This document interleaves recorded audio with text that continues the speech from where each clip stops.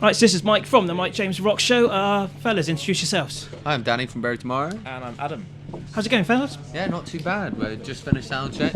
Yeah, I saw that, man. You sounded hot. Should we say. That's awesome. I like that.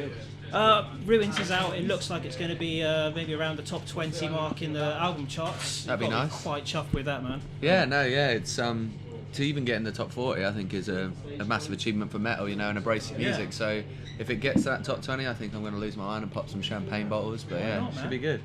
What do you think it is about you guys that make you be able to cross over into the main charts, not just the rock and metal charts? I think essentially, metalcore as a whole is so strong at the moment, and I think it's that mixture of melody and the abrasive side of our music that you can transcend into that kind of music. And I think a lot of people are standing up a lot more and saying, yeah, I really like heavy and abrasive music, and I think now is the time really to be in a band that does play real instrumental music and heavy music as well. The charts are featuring it, BBC Radio 1 are featuring it, and radio stations like yourself are featuring it. I think it's all positive, it's all great for the genre, and I think we're just riding the wave of that.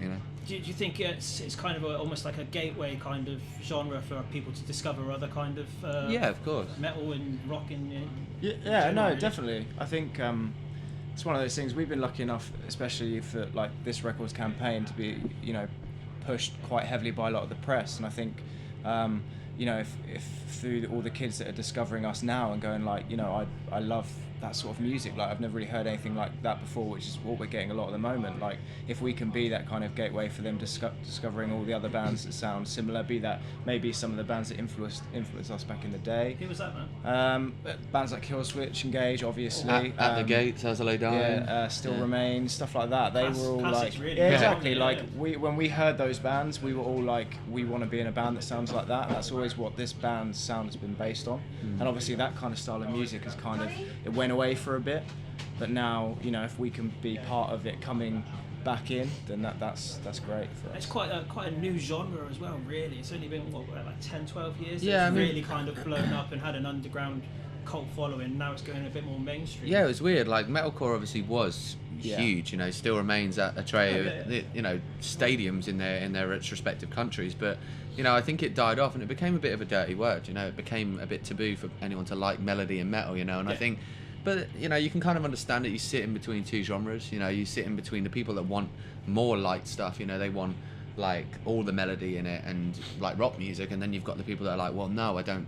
I listen to abrasive and heavy and angry, pissed off music, so I just want that. I don't want the clean side of it. So you're always going to have that, and I think nowadays, it's because it's been pushed as such a almost mainstream genre. Yeah. I think, and so younger fans are standing up and saying they like it, and I think when they started liking that, I think that's when metalheads were like, well, no, young people can't like this music because that's our genre, And luckily now, I think with bands like Killswitch, still killing it everywhere They they're really going, are, and yeah. they're only doing better than what they've been I'm doing. so excited to see them at Download. Unbelievable, man, and It's they are gonna an, be awesome. an amazing band, and Jesse's an amazing frontman. Yeah.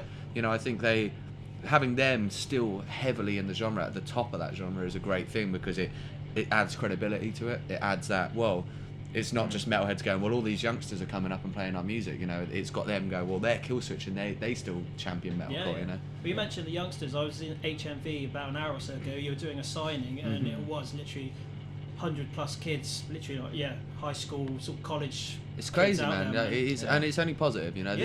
These are the people that are going to be listening to metal when they're getting older. And if we can influence them in any way to have a positive outlook on life and a positive outlook on music as well, because supporting bands, regardless of whether it's a band like You Me at Six or band like Dying Fetus, if it's supporting music that's played by real musicians, written by those bands, then I'm all for it. It's all about the passion. Isn't it? That's it, man. That's all. That's what music's about. It's interpretive and it's subjective. That's any art form, You guys are up for Best Newcomer at the Kerrang Awards. I don't know how you're a newcomer. You've been around a fair while now, but I'm guessing that's newcomer in the media, shall we say? Yeah, I think Yeah, that's yeah, that's kind of what it is. I think it's like almost a tip your hat to the fact that we were Kerrang's best breakthrough artist from Download last year. So I think for them we are relatively a new band. So and to a lot of people, there's more people. We always say it, and I know Jason, our band, always says it. You're always gonna have more people that know you that don't know you,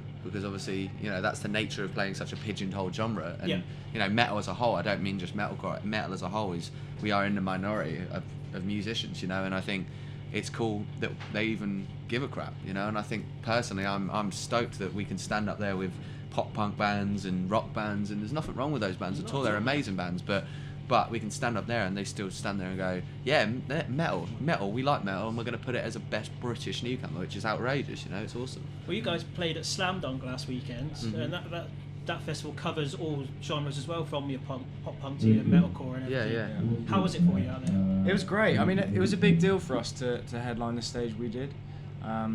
We agreed to do Slam Dunk a long time ago, and there was no real discussion of exactly where we'd be playing.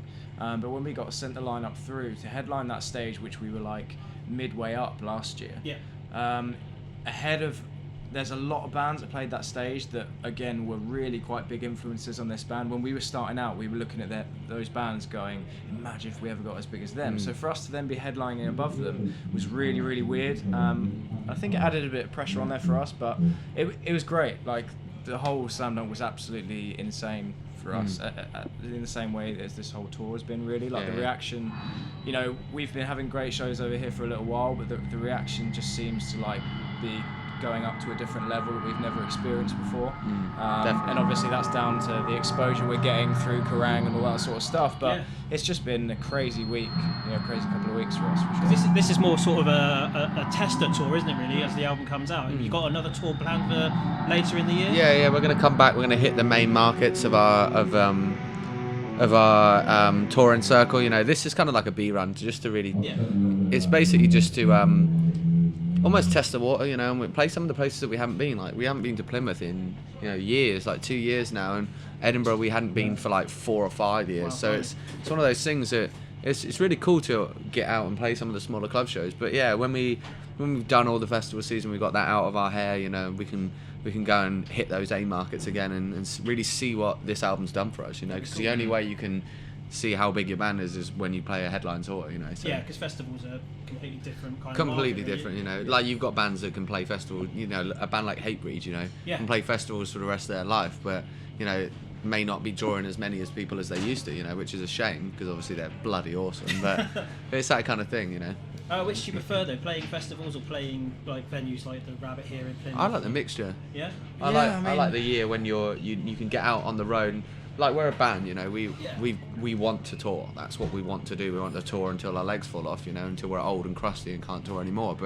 But festivals are really easier. Like, it's a bit more hectic in the day, and especially for our crew, like, it's a lot more pressure and a lot hectic to get everything sorted within that time frame that you have. But it's a very tight window, isn't it? But once you've done it, you know, like, and you get out on that stage and you just smash it for 30 minutes and then get off, and then, you know, it seems very quick, and then you've got a week, you know, a week to the next festival, you know, or like 2 days, so it's kind of not as much pressure to keep on it. The video for Glory is out now. It's a single we've been playing for a few weeks on the show. Awesome. The video just looks gnarly as hell, man, with all the smoke cannons and stuff. Where did you film it, and how did it all get together and kick off? Well, that was another thing. In the same way Slam Dunk, it was weird us headlining. We got put on a festival called Impericon Fest. It was a UK version. They've been doing it out in Germany for a few years, and they brought it over to the UK for the first time. We got booked on it, and then we ended up being the headline band, again above some absolutely ridiculous names. And so we really wanted to make a bit of a statement of that show, and so we decided to like bring in a load of production, which is the first time we've ever been able to do that sort of thing as a band, which was amazing. And then because we were doing that, we were like, you know, let's play a new song, and then let's do a video for it, and that's essentially what turned into the video for Of Glory. But we're really happy with it. It looks great. Has it left you chomping at the bit to get more production into Absolutely. your Yeah, set? I think we, you know, the cost is always one of those things where you're like, it costs a lot of money, and it doesn't, like, be under no illusion that stuff costs a lot of money, you know. But like, we want to integrate that. We want to be a band that plays huge venues, you know. So when I view it anyway, that when you increase a ticket price to a show, you should bring more to it. Oh, very much. You know, and I think bands like A Day to Remember are at the forefront of that in my head, you know. And regardless of whether you like their music or not, or whether you think it's metal or not, like, whatever, like, that band bring it production-wise, and they almost spend, like, you know, most of their guarantee on production. Even the big guns like Metallica, they've just done Sonisphere in Europe, and a billion lasers and big Yeah, it's screens unreal, and and you've got to keep with I the think you times, do, I you guess. know, and I think you need to.